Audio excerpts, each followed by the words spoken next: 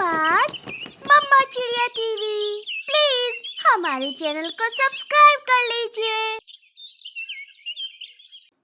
चिड़िया माँ का प्यार। सोना चिड़िया अपनी बेटी के साथ चंपक वन में रहा करती थी। सोना और रानी चिड़िया सुनहरे पंखों वाली बहुत ही खूबसूरत चिड़िया थी। सोना चिड़िया अपनी बेटी रानी को बहुत प्यार करती थी। सोना रानी की अच्छी परवरिश करने के लिए पूरा दिन जी तोड़ मेहनत करती थी। एक दिन, जल्दी आओ रानी बेटा, देखो आज मैं अपनी रानी बेटी के लिए कितना सुंदर उपहार लाई हूँ। कहाँ हो बेटा? सोना रानी को घोंसले में हर जगह तलाश करती है, लेकिन उसे रानी कहीं दिखाई नहीं देती। तभी रानी उसे सामने से आती हुई दिखाई पड़ती है। बेटा रानी, मैंने तुमसे कितनी बार कहा है कि घोंसले के आसपास ही रहा करो, ज्यादा दूर तक खेलने मत जाया करो। जंगल में तुम्हारी किसी से भी ज्यादा दोस्ती मुझे पसंद नहीं। माँ, मेरी उम्र के सभी बच्चे खेलने के लिए जंगल में दूर दूर तक जाते हैं, सिर्फ आप ही मुझे घोंसले के अंदर रखती हैं। मैंने कहा ना कि हम बाकी पक्षियों की तरह नहीं हैं। हम यहाँ किसी के साथ दोस्ती नहीं कर सकते। आप ऐसा क्यों करती है माँ? मैं भी अपने दोस्तों के साथ ऊंचे आकाश में उड़ना चाहती हूँ, पेड़ों की ऊंची ऊंची शाखों पर झूलना चाहती हूँ, लेकिन आपने जैसे मुझे इस घोंसले में कैद कर रखा है। रानी बेटा, मैं तुमसे बहुत प्यार करती हूँ। क्या मेरा प्यार अब तुम्हारे लिए काफी नहीं रहा, जो तुम बाहर के पक्षियों के साथ मेलजोल बढ़ाना चाहती हो? आपके इस प्यार से मुझे घुटन होने लगी है माँ, मुझे नहीं चाहिए आपका प्यार।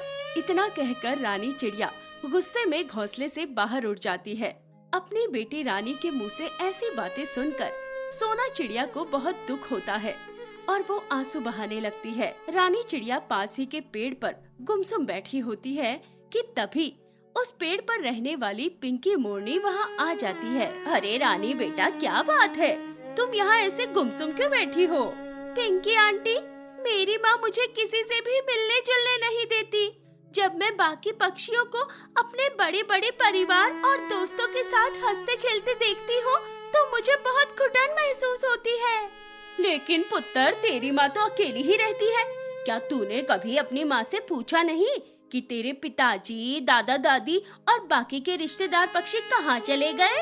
आंटी जी, वो बोलती है कि हमारे इस दुनिया में कोई भी नहीं है। मुझे तो शुरू से ही ये सोना चिड़िया कुछ अजीब सी लगती है। जरूर कुछ तो राज है जो इसने इतने सालों से छुपा रखा है। कोई गल नहीं पुत्र, अब से तू मेरे पास आ जाया कर। मैं तुझे अपने साथ जंगल में घुमाऊंगी।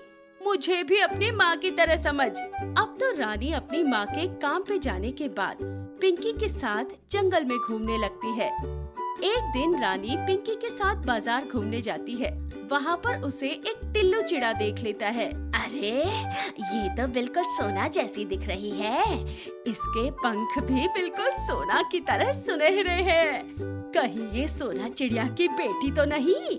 इसके बाद टिल्लू चिड़ा रानी चिड़िया के पास आ जाता है। अरे वाह बेटा, तुम्हारे पंख तो बहुत सुंदर है। कौन से जंगल से आई हो तुम? क्या नाम है तुम्हारा? और तुम्हारे घर में कौन कौन है? मेरा नाम रानी है, मैं चंपक वन से आई हूँ। मेरी माँ सोना के अलावा मेरा इस दुनिया में कोई नहीं है। रानी बेटा, अब मैं तुम्हारा पिता हूँ।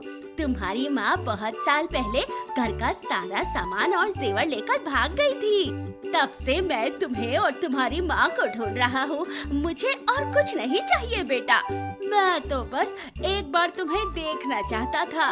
लेकिन मेरी माँ तो कहती है कि मेरा इस दुनिया में कोई भी नहीं है। तुम्हारी माँ बहुत झूठ बोलती है बेटा। उसने आज तक तुमसे सब कुछ झूठ कहा है, कहीं उसका राज ना खुल जाए, इसलिए उसने आज तक तुम्हें मुझसे और सारी दुनिया से छुपा कर रखा है। मुझे तो पहले से ही सोना पर शक था। रानी की बात सुनकर टिल्लू रानी चिड़िया को अपने साथ ले जाता है। जब अंधेरा होने पर भी रानी चिड़िया लौट कर नहीं आती तो सोना को उसकी बहुत चिंता होने लगती है। पिंकी जी, क्या आपने मेरी बेटी रानी को कहीं देखा है? अब पता नहीं वो कहाँ चली गई है। मुझे तो बहुत चिंता हो रही है। अब ये ड्रामा करना बंद करो। रानी को तुम्हारा सच पता चल गया है और वो अपने पिता के साथ उनके घर चली गई। हे भगवान, ये आप क्या कह रही है? मेरी रानी की जान को खतरा है। सोना चिड़िया तेजी से उड़ते हुए टिल्लू के घर पहुंच जाती है। मुझे बचा लो माँ, ये लोग मुझे बेचना चाहते हैं। मुझसे गलती हो गई जब मैंने इनकी बातों पर भरोसा कर आप पर शक किया। रानी बेटा, ये बेहद लालची पक्षी है। तुम्हारे सुंदर सुनहरे पंखों के कारण ये तुम्हें बहेलिए को बेचकर अच्छे पैसा कमाना चाहता है। ये पिता नहीं, पिता के नाम पर कलंक है। इसलिए तुम्हारी रक्षा करने के लिए ही मैं तुम्हें लेकर चंपक वन भाग गई थी, लेकिन इस दुष्ट की नजर तुम पर पड़ ही गई। छिपकर सारी बातें सुनती पिंकी को भी सारा सच पता चल जाता है। सोना बहन, मैंने सब सुन लिया है। हमारी बच्ची को बेचने वाले को आज हम छोड़ेंगे नहीं। पिंकी के इतना कहते ही सोना और पिंकी टिल्लू पर टूट पड़ते हैं और उसे घायल कर नीचे गिरा देते हैं।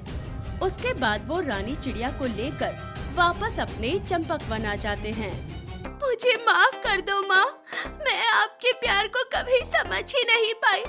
आपने मेरे लिए कितने दुख सहे और मैं हमेशा आपको ही दोषी ठहराती रही। मैं तुम्हारी माँ हूँ बेटा। माँ के लिए तो उसके बच्चे हमेशा ही अनमोल होते हैं। तुम्हारे लिए मैं किसी भी खतरे से टकरा सकती हूँ। अब तुम भूल जाओ वो सब। इसके बाद सोना और रानी खुशी खुशी रहने लगते हैं।